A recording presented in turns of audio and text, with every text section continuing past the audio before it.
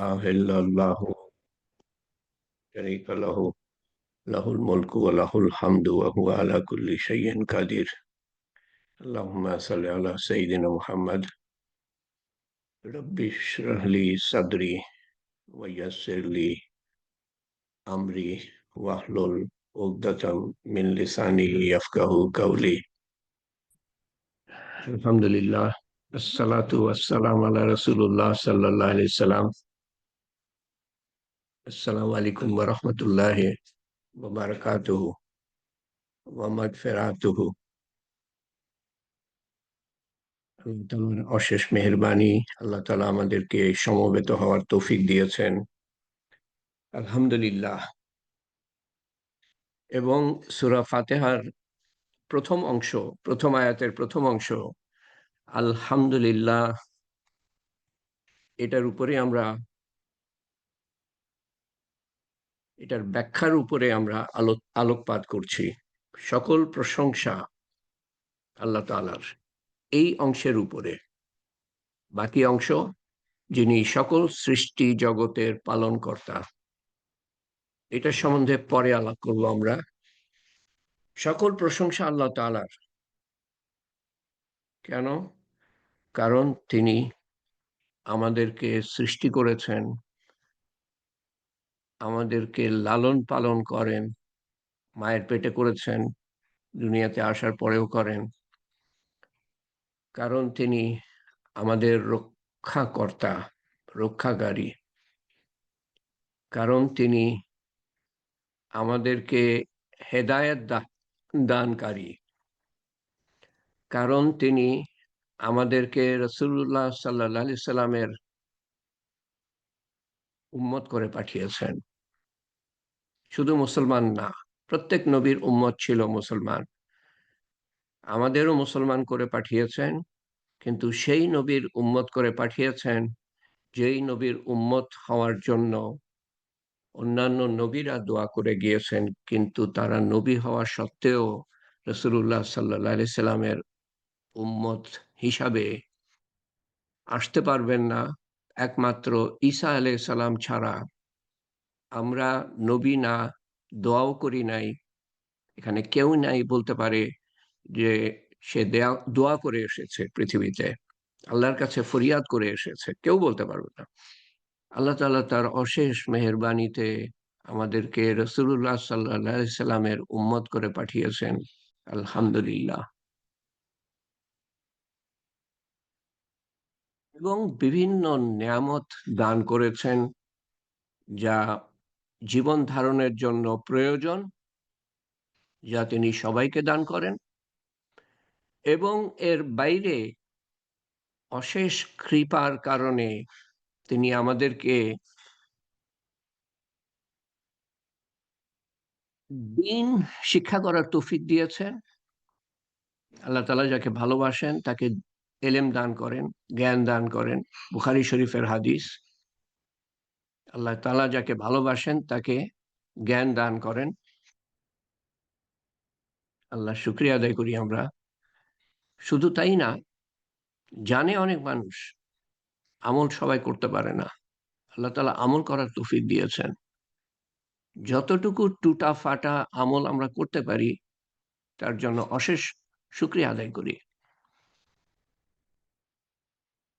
তো কিছু নিয়ামত তো সবাই পায়, আলো বাতাস পানি খাবার দাবার। কিছু নিয়ামত খাস করে আমাদের জন্য। মুসলমানের মধ্যে কলেমা পড়ে অনেকে, অর্থ বোঝে না হয়তো, আবার নামাজ পড়ে অনেকে, সঠিকভাবে পড়তে পারে না।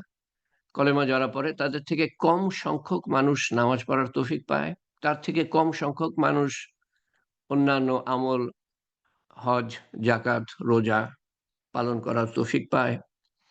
আরো কম মানুষ ইলম শিক্ষা করার তৌফিক পায় নিয়মিত। আরো কম মানুষ দাওয়াতের মেহনত করার তৌফিক পায়, যেই দাওয়াতের মেহনত আমাদের মাথার মুকুট, আমাদের শ্রেষ্ঠত্বের দাবিদারের আহ আমাদের আমরা যে শ্রেষ্ঠত্ব দাবি করি, এই দাওয়াতের মেহনত না করলে আমরা সেই দাবিটা করতে পারি না। এই মেহনতটা করলে পরে মানুষকে আল্লাহর দিকে জুড়ে দেওয়ার চেষ্টা করা, আল্লাহর পরিচয় দেওয়া, আমলের দিকে ডাকা, ইসলামের দিকে ডাকা, এইটা করার কারণেই আল্লাহ তাআলা আমাদেরকে ভালোর দিকে ডাকা, খারাপ থেকে ফেরানো, এটা করার কারণেই বা এটা করলে পরে আমরা নিজেদের শ্রেষ্ঠ উম্মত হিসাবে দাবি করতে পারি। তো এরকম বহুত অনেক অনেক কারণ আছে যে জন্য আমরা আল্লাহর শুকরিয়া আদায় করব অন্তর থেকে, এবং সর্বোত্তম উপায় আল্লাহ তাআলার শুকরিয়া আদায় করার সর্বোত্তম উপায় হলো আল্লাহর ইবাদত করা। এবং যত বেশি আমি আল্লাহর, যত মনোযোগের সাথে, যত সচেতনতার সাথে, যত সমর্পণের সাথে আমি আল্লাহর ইবাদত করব, তত বেশি আমি আল্লাহর শুকরিয়া আদায় করি। তো গত কয়েক তালিম কিন্তু এই অংশের উপরে আমরা করে আসছি। আমি আপনাদেরকে বিভিন্ন কারণ আহ, বোঝাবার চেষ্টা করছি, আপনাদের সামনে তুলে ধরার চেষ্টা করছি, যার জন্য আমরা আল্লাহর শুকরিয়া আদায় করব, যাতে করে নামাজে যখন বা অন্য সময় যখন আলহামদুলিল্লাহ বলি, আমরা বুঝতে পারি যে কেন আমরা আল্লাহর শুকরিয়া আদায় করব বা করা উচিত, এবং সেইভাবে অন্তর থেকে তখন আসবে, অন্তর থেকে এবাদতও আসবে, অন্তর থেকে আল্লাহর শুকরিয়াও আসবে, শুকর গুজার বান্দা আমরা হতে পারবো। কিন্তু আজকে আমি দুটো কোরআন শরীফ থেকে দুটো অংশ, একটা হলো সূরা সূরা ইখলাস, যা কিছুদিন আগেই আপনাদের সামনে পেশ করেছি তার ব্যাখ্যা সহ, আর সূরা আয়াতুল কুরসি, এই দুটো আপনাদের সামনে পেশ করব। আগে পেশ করেছি সূরা ইখলাস বা আয়াতুল কুরসি কিছুদিন আগে, অল্প কিছুদিন আগে, অর্থটা বোঝার জন্য। আজকে আবার অর্থটা আপনাদের সামনে তুলে ধরব, এবং তারপরে সেটাকে আল্লাহর শুকর গুজারির সাথে আমি জোড়ার চেষ্টা করব। এই কারণে আমরা, আমাদের বলা উচিত আলহামদুলিল্লাহ রাব্বিল আলামিন। সূরা ইখলাস কোরআন শরীফের ৩ ভাগের ১ ভাগ। কেন? এটার ব্যাখ্যা দিয়েছেন আলেমরা, যে কোরআন শরীফে ৩টে অংশ আছে বলা যায় মোটামুটি। একটা অংশ আল্লাহ তাআলার বর্ণনা, আল্লাহ তাআলার গুণাবলীর বর্ণনা। তো সূরা সূরা ইখলাস আল্লাহ তাআলার কিছু বর্ণনা দিচ্ছে, কিছু। একেবারে শেষের দিকে এসে সূরা ইখলাস আল্লাহ তাআলার বর্ণনা দিচ্ছে কিছু, ৪টে আয়াতের মধ্যে কিছু বর্ণনা দিচ্ছে। তো যেহেতু আল্লাহ তাআলার বর্ণনা কোরআন শরীফে, তার গুণবাচক নাম, তার পরিচয়, তার শক্তি, তার মাহাত্ম্য কোরআন শরীফের ৩ ভাগের ১ ভাগ, সেহেতু সূরা ইখলাস যা সারাংশ, কোরআন শরীফে আল্লাহ তাআলার গুণাবলীর সারাংশ বলা হয়, সেহেতু সূরা ইখলাস পাঠ করলে, একবার পাঠ করলে কোরআন শরীফ পাঠ করার ৩ ভাগের ১ ভাগ সওয়াব দেয়া হয়। বাকি ২ ভাগ হলো অতীতের কথা আল্লাহ তাআলা বলছেন, অতীত নবীদের কথা, অতীত উম্মতদের কথা বলছেন। বাকি ১ ভাগ বর্তমানের কথা বলছেন এবং ভবিষ্যতের কথা বলছেন। বর্তমানে কি আমল আমরা করতে পারি, যাতে করে ভবিষ্যতে যে বিভিন্ন ঘাঁটি আসবে, কঠিন, কঠিন ঘাঁটি, একটার থেকে আরেকটা আরো কঠিন, আরো অবর্ণনীয়, আরো অকল্পনীয়, আরো অচিন্তনীয়। তো বাকি যে সামনে যে ঘাঁটিগুলো আসবে, আল্লাহর প্রতিশ্রুতি, এবং সেটার থেকে বাঁচার জন্য যে আমাদের কি করণীয়, সেটা হলো ৩ ভাগের ১ ভাগ। তো সূরা ইখলাস ৩ ভাগের ১ ভাগ, এইজন্য যে আল্লাহ তাআলার গুণাবলী, আল্লাহ তাআলার পরিচয়, এর সারমর্ম এখানে ধারণ করা হয়েছে। আউযু বিল্লাহি মিনাশ শাইতানির রাজিম। কুল হু কুল হুয়াল্লাহু আহাদ। বলো, কুল হু আল্লাহু আহাদ। আল্লাহ অদ্বিতীয়, এক, একক এবং অদ্বিতীয়। পৃথিবীতে ১ম আছে যেকোনো দিক দিয়ে সবচেয়ে ভালো, তারপরে ২ নম্বরে, তারপরে ৩ নম্বরে আছে ক্লাসের মধ্যে হোক, খেলাধুলায় হোক, দৌড়ের মধ্যে হোক, গান বাজনায় হোক, নাটকের নভেলের মধ্যে হোক, আবার সিনেমার মধ্যে হোক। আর সব সব দিক দিয়ে। এ হলো ১ নম্বর, এ হলো ২ নম্বর। আ আল্লাহর বেলায় কোনো দ্বিতীয় নাই। কারণ সেটা ৪র্থ আয়াতে বলা আছে যে আল্লাহর মতো কোনো কিছুই নাই। ওয়ালাম ইয়াকুল্লাহু কুফুয়ান আহাদ। তার সমকক্ষ কোনো কিছুই নাই। অতএব আল্লাহ অদ্বিতীয়।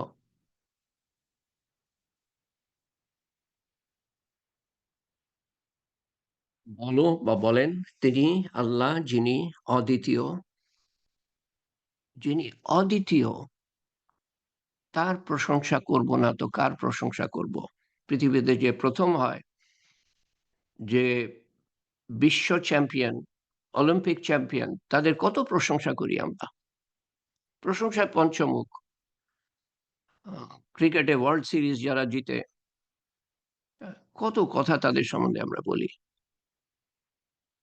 আল্লাহ তো এমন এক এবং একক, যার কোনো দ্বিতীয়ই নাই।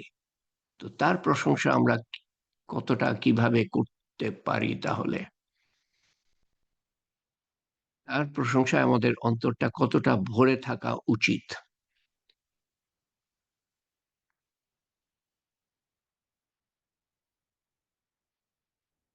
যিনি প্রতিদিন আপনাকে আমাকে খাবার দিচ্ছেন, শস্যাদি, ফলমূল, ফুল।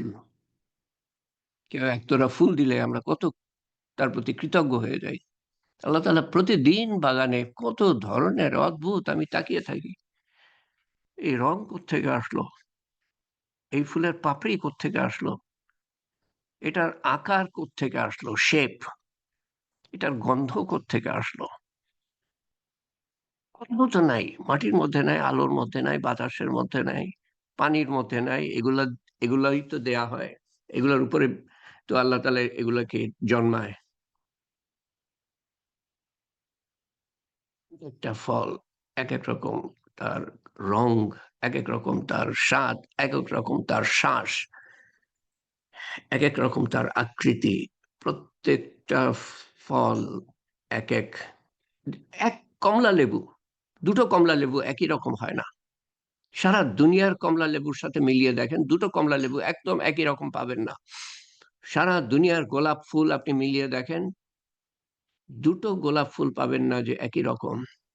সারা দুনিয়ার গোলাপের পাতা মিলিয়ে দেখেন, ২ টো গোলাপ ফুলের পাতা একই রকম পাবেন না।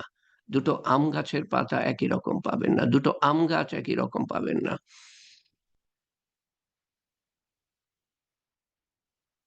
এরকম আল্লাহ তাআলা সৃষ্টিকর্তা। তিনি সব দিক দিয়ে অদ্বিতীয়।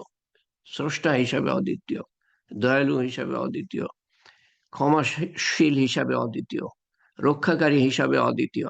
এর আগের হালকায় আমরা আল্লাহ তাআলার, মনে হয় ২ টো হালকায়, আল্লাহ তাআলার গুণবাচক নাম নিয়ে আলোচনা করছিলাম। প্রত্যেকটা গুণ যদি আমরা ধরি, তো প্রত্যেকটা গুণের দিক দিয়েও আল্লাহ তাআলা অদ্বিতীয়। হ্যাঁ, দ্বিতীয় আছে, এই মানে দয়ালু আছে পৃথিবীতে। কিন্তু আল্লাহর মতো দয়ালু নাই আর। অসীম দয়ালু কে আছে? অসীম ক্ষমাশীল কে আছে? অসীম শক্তিশালী কে আছে? সীমাহীন রক্ষাকারী কে আছে বলেন? কুল হুয়াল্লাহু আহাদ। আল্লাহ এক, আল্লাহুস সামাদ। আল্লাহ তাআলা সবার নির্ভরস্থল। অর্থাৎ এটার ২ টো দিক আছে। সামাদ কথাটার যে আল্লাহ তাআলা সবার প্রয়োজন মিটান। সবাই, আচ্ছা, আল্লাহ, সবাই আল্লাহর উপর, সবার প্রয়োজন আছে। প্রথম কথা হলো সবার প্রয়োজন আছে। পৃথিবীতে এমন কিছু নাই যা প্রয়োজনের ঊর্ধ্বে। তার বেঁচে থাকার জন্য প্রয়োজনের ঊর্ধ্বে কিছু না কিছু প্রয়োজন আছে। প্রয়োজন কে মিটাতে পারেন? একমাত্র আল্লাহ তাআলা। এবং তিনি শুধু আপনার আমার প্রয়োজন মিটান তা না, সমস্ত সৃষ্টির প্রয়োজন মিটান। তাকে ছাড়া কোনো কিছুই টিকতে পারবে না। তার মেহেরবানি ছাড়া কোনো কিছুই টিকতে পারবে না। এটা হলো একটা দিক। এবং তিনি সমস্ত কিছুর প্রয়োজন মিটান, বিভিন্ন ধরনের প্রয়োজন মিটান তিনি। আমরা কেন তার শুকরিয়া আদায় করব না? আরেকটা দিক হলো যে তার কোনো প্রয়োজন নাই, তিনি সমস্ত প্রয়োজনের ঊর্ধ্বে। এই একটা অদ্ভুত অদ্ভুত গুণাবলী। তার কোনোই প্রয়োজন নাই, তো তিনি ধরাছোঁয়ার বাইরে। দ্বিতীয়ত তিনি প্রয়োজনের ঊর্ধ্বে। তো তাকে কেউ সাহায্য করবে? তার কেউ সাহায্যও করতে পারে না, কেউ ক্ষতিও করতে পারে না। সামাদ, সবাই আল্লাহর উপর নির্ভরশীল, তিনি কারো উপর নির্ভরশীল না।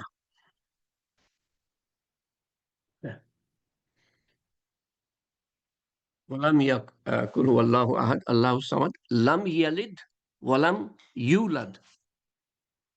তিনি কাউকে জন্ম দেন নাই ও তাকেও কেউ জন্ম দেয় নাই।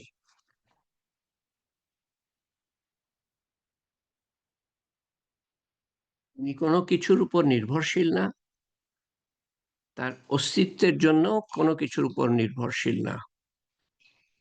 কারণ কেউ তাকে জন্ম দেয় নাই, তিনিও কাউকে জন্ম দেন নাই। তিনি এই যে জন্ম দেয়া, এর থেকে পবিত্র। সুবহানাল্লাহ।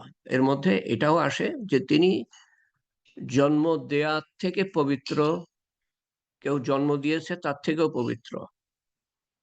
তিনি স্বয়ং খোদা, মানে হলো খুদ খুদ খুদ, নিজের সত্তায় নিজে বিরাজমান। কেউ তাকে সৃষ্টি করে নাই, জন্ম দেয় নাই, সৃষ্টিও করে নাই। তিনিও কাউকে জন্ম দেন না, তিনি সৃষ্টি করেন। ইচ্ছা, ব্যাস হয়ে যায়। কোথাও কোথাও বলা আছে নিজ হাতে তৈরি করেছেন, যেমন জান্নাতুল ফেরদৌস নিজ কুদরতি হাতে তৈরি করেছেন। উনার হাত তো এরকম আমাদের মতো হাত না। তাহলে কিভাবে নিজ হাতে তৈরি করলেন?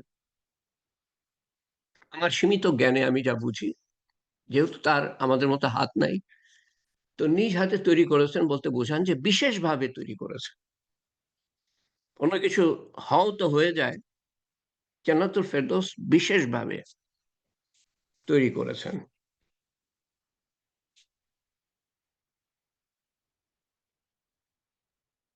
পৃথিবীর বিরাট একটা অংশ আহ, খ্রিস্ট ধর্মীয়, এই একটা ভুলের কারণে তারা ধ্বংসপ্রাপ্ত। একটা ভুলের কারণে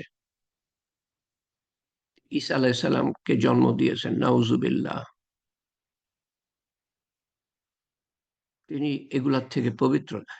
যদি তিনি জন্ম দিতেন তাহলে তার, তিনি সীমিত হয়ে যেতেন।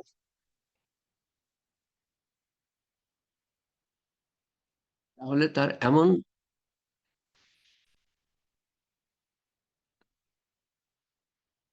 এমন কিছুর দ্বারা তিনি সীমিত, যা, যারা জন্ম দেয় তারা সীমিত।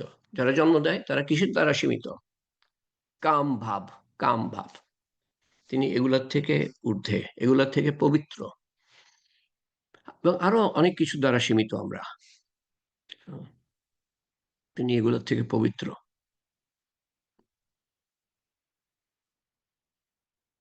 আমরা কেন তার প্রশংসা করব না? লাম ইয়াকুল্লাহু কুফুয়ান আহাদ, আর তার সমতুল্য তুল্য কেউ নাই, তার সমতুল্য কেউ নাই। প্রথম আয়াতের সাথে এটা সম্পৃক্ত, যেখানে বলা হচ্ছে যে তিনি অদ্বিতীয়, এক, একক, অদ্বিতীয়। তিনি এমন এক যার কোনো দ্বিতীয় নাই, কারণ তার কোনো সমকক্ষ নাই, তার সমতুল্য নাই। ঘোড়ার তুলনা দেওয়া যেতে পারে একটা একটা গাধার সাথে, একটা গাধার তুলনা দিয়ে দেয়া যেতে পারে একটা খচ্চরের সাথে। কেউ ঘোড়া দেখে নাই, তাকে আপনি জিজ্ঞেস করতে পারেন তুমি কি খচ্চর দেখেছো? হ্যাঁ দেখেছি। তো তার মতো কাছাকাছি, কিন্তু আরো মোটা তাজা, আরো শক্তিশালী, আরো ক্ষিপ্র বেগে দৌড়াতে পারে।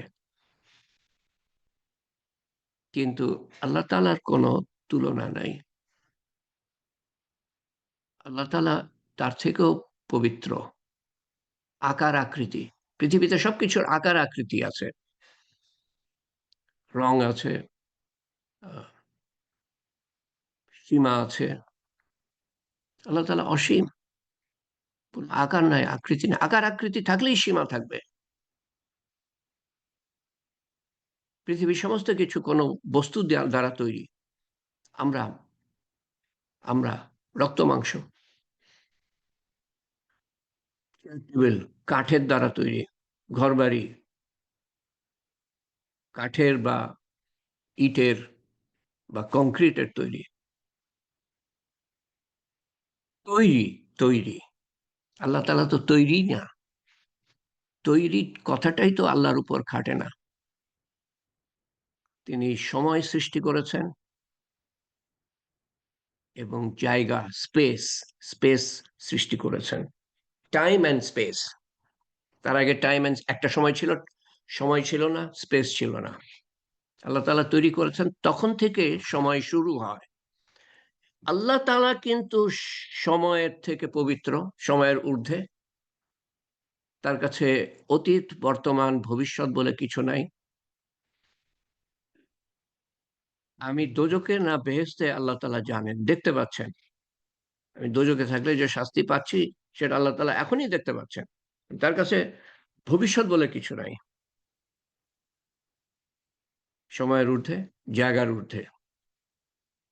জায়গা দরকার, সৃষ্ট বস্তুর জন্য জায়গা দরকার, আল্লাহর জন্য জায়গার দরকার পড়ে না। তার কোনো সমকক্ষ নাই। এক সময় কিছুই ছিল না, তিনি ছিলেন। প্রথমেও তিনি ছিলেন, তার আগেও তিনি ছিলেন, তার আগেও তিনি ছিলেন,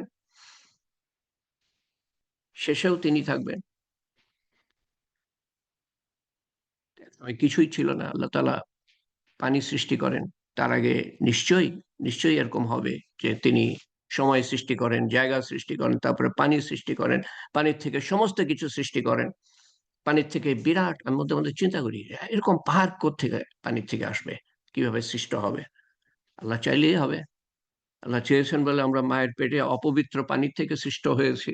সৃষ্টি, আমাদের সৃষ্টি অপবিত্র, কাতরা কাতরা পানির থেকে, সম্ভব জায়গায় আমাদের আমাদের সৃষ্টি, এবং আমাদের 9 মাস বাসস্থান।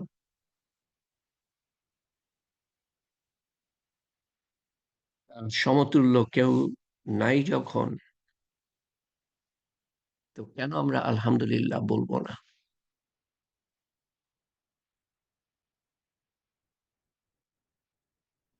এটার মাধ্যমে কিছুটা আপনাদের ধারণা দেওয়ার চেষ্টা করছিলাম যে এর আগে আমরা আল্লাহ তাআলার গুণ, বিভিন্ন ধরনের গুণ, গুণাবলী, গুণবাচক নাম নিয়ে আলোচনা করেছি। তো কোরআন শরীফে সেগুলা বর্ণিত।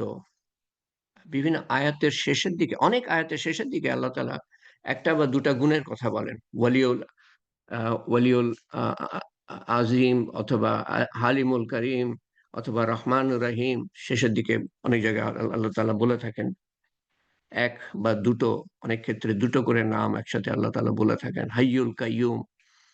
আহ, তো আজকে ভাবলাম যে সূরা ইখলাস, যা আল্লাহ তাআলার গুণাবলীর সারমর্ম, সেটার মাধ্যমে আপনাদের সামনে তুলে ধরি। যে আহ, উম, যে আমরা কেন আল্লাহ তাআলার শুকরিয়া আদায় করব।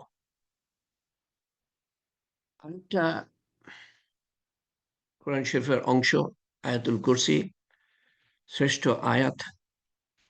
একটা আয়াত, 9টা অংশ, সেটাও আল্লাহ তাআলার, সেটার মাধ্যমে আমরা, সেটা অর্থটা আবার যদি আমরা দেখি, তো সেটার মাধ্যমে আমরা আল্লাহ তাআলা যে আহ, আল্লাহ তাআলা যে সমস্ত প্রশংসার দাবিদার, সেটা আমরা অনুধাবন করতে পারবো। কিন্তু এটা আমি শুরু করলে সময়ের মধ্যে শেষ করতে পারবো না। তো আজকে এটুকুই থাক। সামনের বার আয়াতুল কুরসি নিয়ে আলোচনা করব আবারও। কিছুদিন আগেই আলাপ করেছি। এই আয়াতটা আমাদের বারবার দেখে নেওয়া উচিত, মাসে কমপক্ষে একবার দুইবার।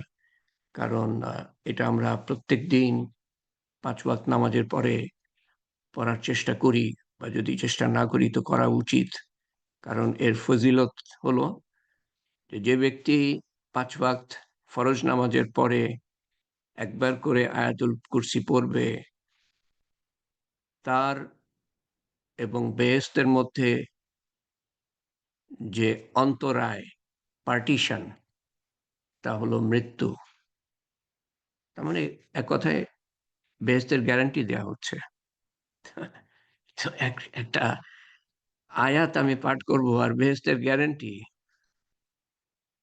তো আমাদের বোঝা উচিত যে এটা অত্যন্ত মনোযোগ সহকারে পাঠ করা উচিত, অর্থ বুঝে। অর্থগুলা মনের মধ্যে বসবে, দাগ কাটবে, এবং আমাদের জীবনের পরিবর্তন আনবে, সহজ সরল পথ সিরাতুল মুস্তাকিমে রাখতে সাহায্য করবে। তো তাহলে এর অর্থ ছাড়া যদি আমি আয়াতুল কুরসি গড় করে পড়ে যাই, তো এটা কিরকম পড়া হবে? আমি বুঝলামই না কি পড়লাম, সেটা কি পড়লাম। আসলে আমাদের সমস্ত কিছু বুঝে পড়ার কথা। আমরা তো বাঙালি হিসাবে মনে করি আরবি তো আমার ভাষা না, আমি কেমন করে বুঝবো। কিন্তু ইংরেজি ঠিকই শিখি আমি। দুনিয়ার কারণে ইংরেজি ঠিকই শিখি, আরবি শিখতে পারি না।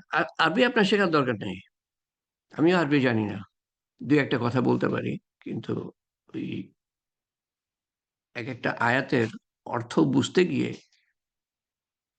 আহ, কিছুটা চলে আসে। আমি করি কি, ওই আয়াতের মধ্যে একটা শব্দ বা দুটো শব্দের অর্থ বোঝার চেষ্টা করি, মনের মধ্যে বসানোর চেষ্টা করি। ওইটা যখন, ওই আয়াতটা যখন পড়ি, ওই শব্দটা যখন আসে, তখন আমি বুঝতে পারি যে এই আয়াতের মধ্যে এই কথাগুলো আছে।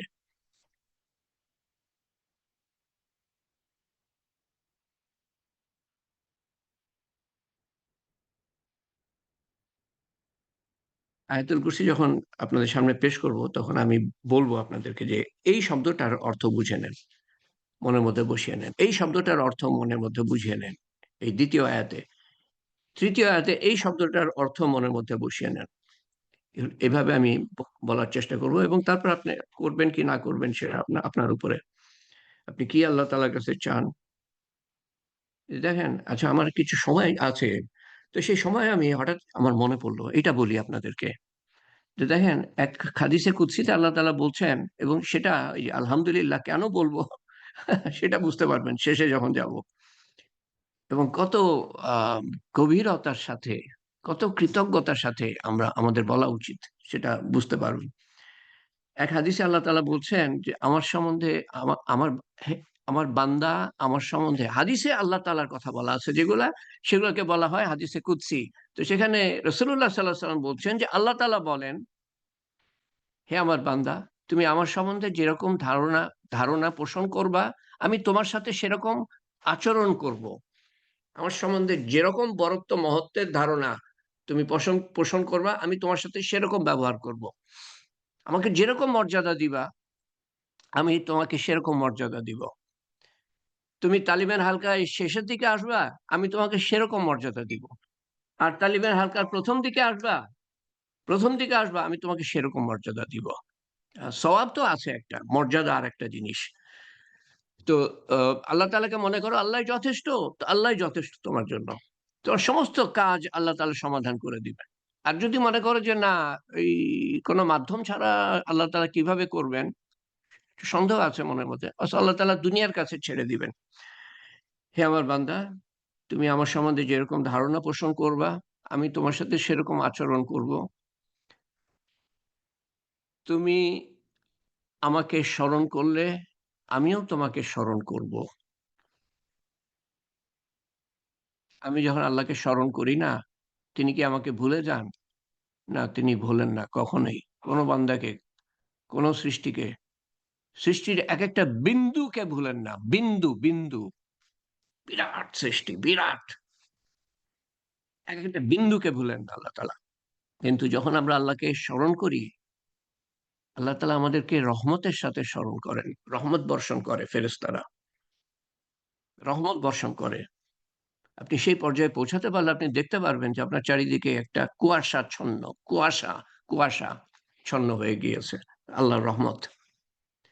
যা পৃথিবীতে থেকে দেখা যায়।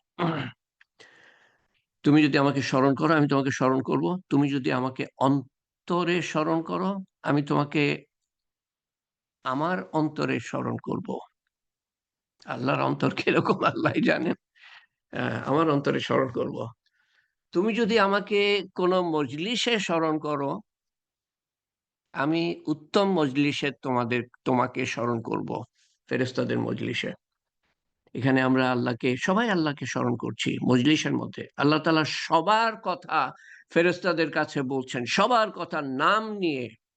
আক্তার বানু আছে ওখানে, মর্জিনা আছে, শাহনাজ আছে, নাসরিন আহমেদ আছে, কিছু নাম বলছে, আব্দুল কাদের শেখ আছে, মৌরুজি আছে, সেলিনা হক। আল্লাহ তাআলা সবার নাম নিয়ে, এটা হাদিসে আছে, অন্য হাদিসে নাম নিয়ে স্মরণ করছেন। ফেরেশতাদেরকে বলছেন, ওই অমুক অমুক মজলিসে এরা এরা আছে, এই চিন্তা করছে, এইভাবে আমার আমার প্রতি কৃতজ্ঞতা প্রকাশ করছে মনের মধ্যে, এইভাবে আমার আমার আমার বরত্ব মহত্বের কথা চিন্তা করছে। আল্লাহ তাআলা তো জানেন আমাদের মনের মধ্যে কি হচ্ছে না হচ্ছে।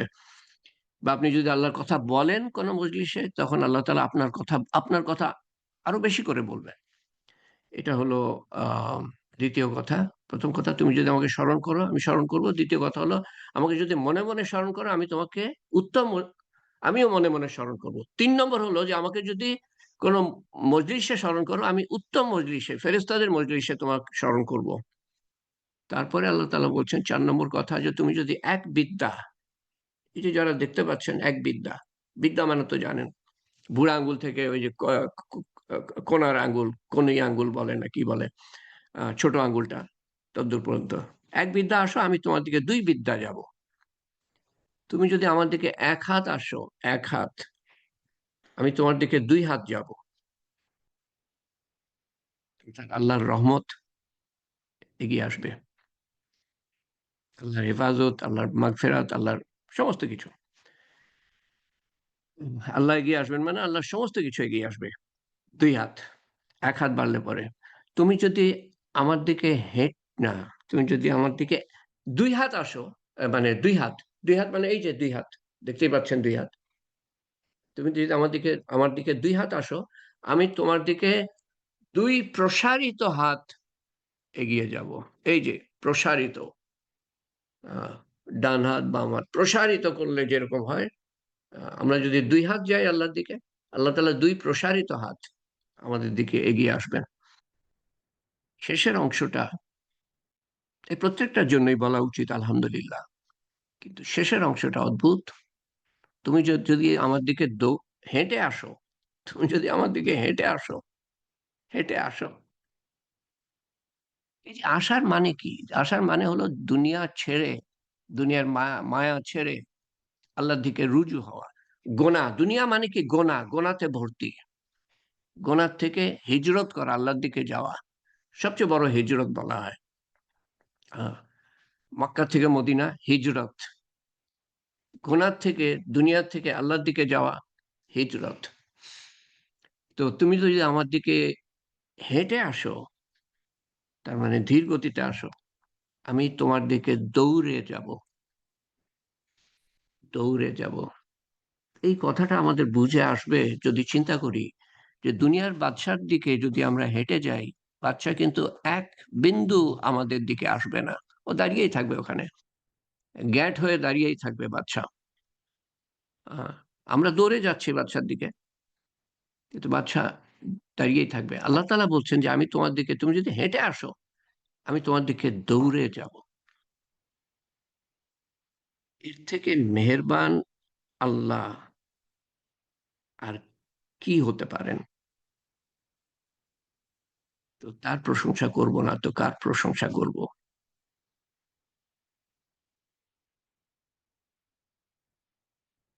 আল্লাহর থেকে, দুনিয়ার থেকে আল্লাহর দিকে যাই। আহ, যখন ইসমাইল আলাইহিস সালামকে জবাই করতে চাচ্ছেন ইব্রাহিম আলাইহিস সালাম, উনি কি বলেছিলেন? যে আপনার থেকে আল্লাহ উত্তম। আহ, আল্লাহ যা হুকুম করেছেন আপনি তামিল করেন, আমাকে জবাই করতে বলেছেন আপনি তামিল করেন, এবং শীঘ্রই করবেন, দেরি করবেন না। আল্লাহর হুকুম। আমরা তো এই পড়ছি, নামাজ এই পড়ছি, আহ, মা ডাকছে, আসছি আসছি আসছি, আল্লাহর হুকুম, সাড়া দাও। উম, তো তো উনি কি বললেন যে তাড়াতাড়ি করো, দেরি করো না, আমাকে আহ, ফরমা বরদার বান্দা হিসাবে পাবা, অনুগত, অনুগত বান্দা হিসাবে পাবা। তারপরে উনি বলেন যে তোমার থেকে আল্লাহ উত্তম, তোমার থেকে আল্লাহ উত্তম।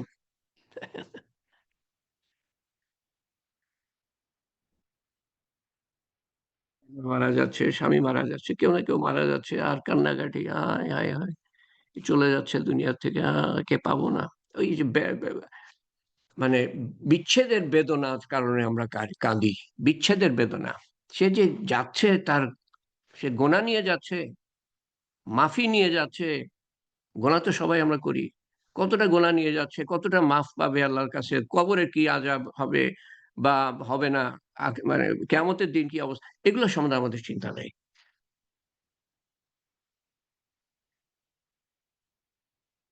ইসমাইল আলাইহিস সালাম বলছেন যে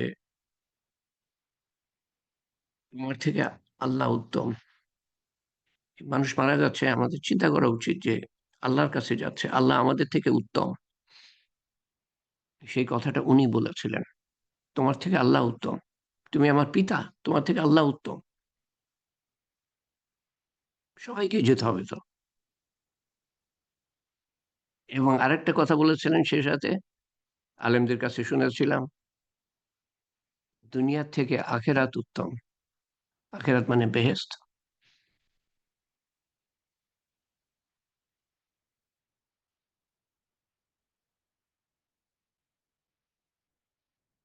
আলহামদুলিল্লাহ রাব্বিল আলামিন, আর রহমানির রহিম, মালিকি ইয়াউমিদ্দিন, ইয়াকা না'বুদু ওয়া ইয়াকা নাস্তাঈন, ইহদিনাস সিরাতাল মুস্তাকিম, সিরাতাল লাযীনা আন'আমতা আলাইহিম, গায়রিল মাগদুবি আলাইহিম ওয়ালাদ-দাল্লিন।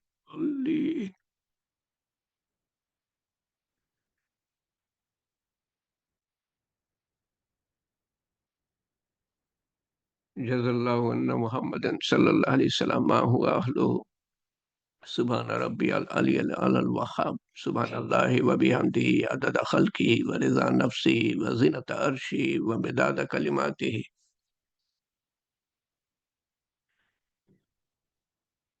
اللهم أنت ربي لا إله إلا أنت عليك توكلت وأنت رب العرش الكريم، ما شاء الله كان وما لم يشاء لم يكن، ولا حول ولا قوة إلا بالله العلي العظيم. أعلم أن الله على كل شيء قدير وأن الله قد أحاط بكل شيء علما. اللهم إنا نعوذ بك من شر النفس ومن شر كل دابة أنت آخذ بناصيتها، إن ربي على صراط مستقيم. ربنا آتنا في الدنيا حسنة وفي الآخرة حسنة وقنا عذاب النار. ربنا لا تؤاخذنا إن نسينا أو أخطأنا، ربنا ولا تحمل علينا إصرا كما حملته على الذين من قبلنا، ربنا ولا تحملنا ما لا طاقة لنا به واعف عنا واغفر لنا واعف عنا واغفر لنا وارحمنا أنت مولانا أنت مولانا فانصرنا على القوم الكافرين فانصرنا على القوم المنافقين فانصرنا على القوم الظالمين يا ذو الجلال والإكرام يا مالك الملك يا حي يا قيوم برحمتك نستغيث يا ألف لام ميم لا إله إلا هو الحي القيوم لا إله إلا أنت سبحانك إنا كنا من الظالمين وإلهكم إله واحد لا إله إلا هو الرحمن الرحيم يا فاطر السماوات والأرض أنت ولي في الدنيا والآخرة হে পাক পরবর্তীগার ইয়া যুল জালালি ওয়াল ইকরাম ইয়া মালিকাল মুলক ইয়া হাইয়্যু ইয়া কাইয়্যুম তুমি আমাদেরকে অশেষ মেহেরবান হয়ে সমবেত হওয়ার তৌফিক দিয়েছো আল্লাহ তোমার কিছু কথা বলার ও শোনার তৌফিক দিয়েছো আল্লাহ আমাদের আমলের মধ্যে ব্যক্তিগত আমল এবং সমষ্টিগত আমলের মধ্যে ভুল ভ্রান্তি সংশোধন করে তোমার শাহী দরবারে কবুল করে নিও আল্লাহ এবং তার সওয়াব রসুল করিম সাল্লাল্লাহু আলাইহি সাল্লামের রূহ মুবারকের কাছে পৌঁছে দিও এবং তার সওয়াব পৌঁছে দিও আমাদের আপনজন প্রিয়জন নিকটজন যারা কবরে শায়িত তাদের কাছে আমাদের মধ্যে কারো স্ত্রী কবরে কারো স্বামী কবরে কারো সন্তান কবরে পিতামাতা শ্বশুর শাশুড়ি চাচা চাচি দাদা দাদি নানা নানি কবরে চাচা চাচি ফুপা ফুপু খালা খালু মামা মামি আত্মীয় স্বজন বন্ধু বান্ধব শিক্ষক শিক্ষয়িত্রী পাড়া প্রতিবেশী দেশবাসী উম্মত তথা সমস্ত মুসলমান যারা কবরে সবার কাছে পৌঁছে দিও আমাদের আমলের সওয়াব তাদের কবরের আযাব মাফ করে দিও কবরকে প্রশস্ত করে দিও কবরকে নূর দিয়ে পরিপূর্ণ করে দিও কবরকে জান্নাতুল ফেরদৌসের বাগান বানিয়ে দিও তাদের আখিরাতের প্রত্যেকটা ঘাটি সহজ ও সুন্দর করে দিও তোমার উত্তম ব্যবহার দেখিও হে পাক পরবর্তীগার আমরা আমাদের সন্তান সন্ততি আমাদের আত্মীয় স্বজন আমাদের আপনজন আমাদের বন্ধু বান্ধব আমাদের পাড়া প্রতিবেশী আমাদের দেশবাসী আমাদের উম্মত দুনিয়ার সমস্ত মানুষ কবরমুখী কবরের বাসিন্দা আমরা কবরের বাসিন্দা অন্ধকার কবরের বাসিন্দা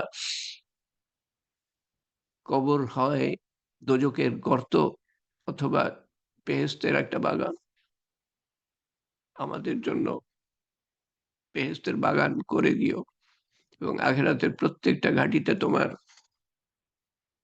সর্বোত্তম ব্যবহার দেখিও আল্লাহ পরিশেষে আমাদের সবাইকে সমস্ত মুসলমানকে জান্নাতুল ফেরদৌস দান করো আল্লাহ সবার গোনা খাতা মাফ করে দিও এবং যারা তোমার থেকে দূরে তোমার পরিচয় জানে না তাদেরকে তুমি হেদায়েত দান করো ঈমান আমলের তৌফিক দিও আল্লাহ এবং সেই কাজের জন্য আমাদেরকে ব্যবহার করো আল্লাহ যারা মেহনত করছে মানুষের হেদায়েতের জন্য তাদের মেহনত কবুল করো এবং তাদের তৌফিক বাড়িয়ে দিও এবং আমাদেরকেও তাদের সাথে জুড়ে দিও আমরাও যাতে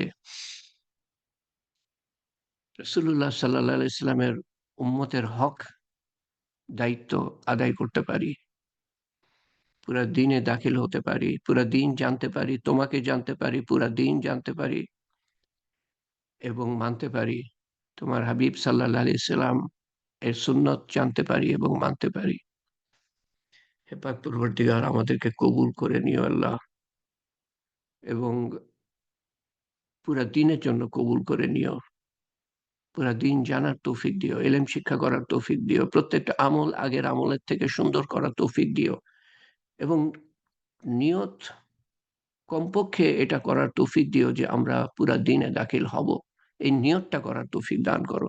তারপরে ধীরে ধীরে আমাদেরকে পুরা দিনের দিকে এগিয়ে নিয়ে যেও, সিরাতুল মুস্তাকিমের উপরে বহাল রেখে তোমার রহমত ও মাগফিরাত ও হেফাজত ও হেদায়েতের চাদরে আবৃত রেখে প্রতিটা মুহূর্তে এক মুহূর্ত আমাদের ছেড়ে দিও না নফসের ধোকার কাছে, শয়তানের তাড়নার কাছে, মানুষের কুমন্ত্রণার কাছে, দুনিয়ার মারাত্মক আকর্ষণের কাছে এক মুহূর্ত ছেড়ে দিও না আল্লাহ, যাতে করে তোমার সন্তুষ্টি আমরা, তোমার হুকুম আমরা মানতে পারি, তোমার প্রতি দায় দায়িত্ব পালন করতে পারি, তোমার বান্দাদের প্রতি দায় দায়িত্ব পালন করতে পারি আল্লাহ, এবং তোমার সন্তুষ্টি অর্জন করতে পারি পৃথিবী হতে যাওয়ার আগে, তোমার সন্তুষ্টি অর্জন করতে পারি তোমার ভালোবাসা অন্তরে নিয়ে, যাতে করে উত্তম দিনে এবং ক্ষণে এবং স্থান হতে আমাদের প্রস্থান হয় কলেমা সহ শয়তানের শেষ চেষ্টা ব্যর্থ করে দিয়ে আল্লাহ, এমন অবস্থায় আমাদের প্রস্থান হয় যখন তুমি আমাদের সম্বন্ধে ফেরেশতাদের কাছে গর্বিত। হে পাক পরবর্তীগার, তুমি আমাদের সমস্ত গুনাহ খাতা মাফ করে দিও, তার বদলে নেকি লিখে দিও, এবং গুনাহ থেকে আমাদেরকে দূরে রেখো, যেমন পূর্ব থেকে পশ্চিম তুমি দূরে রাখো। এবং যে সময় আমরা হেলায় হারিয়েছি, নেকিও কামাই করি নাই, গুনাহও কামাই করি নাই, তার বদলেও নেকি লিখে দিও, যাতে করে কোনো আফসোস না থাকে। হে পাক পরবর্তীগার, তুমি আমাদের কবুল করো, আমাদের দোয়া কবুল করো, যা পৃথিবীর জন্য মঙ্গলজনক হবে, যা মঙ্গলজনক হবে না তার বদলা আখেরাতে দিও। আমাদের দুনিয়া ও আখেরাতের বিপদ, সমস্ত বিপদ আপদ থেকে দূরে রেখো, এবং শারীরিক, মানসিক, রুহানি অসুস্থতা থেকে দূরে রেখো। আমাদের মধ্যে মোহাম্মদ মোজাহার চৌধুরী সাহেব হাসপাতালে আছেন, তাকে তুমি শিফায়ে কুল্লি এনায়েত করো। দেলোয়ার হোসেন সাহেব অসুস্থ আছেন, আরো যারা অসুস্থ আছেন, তুমি উত্তম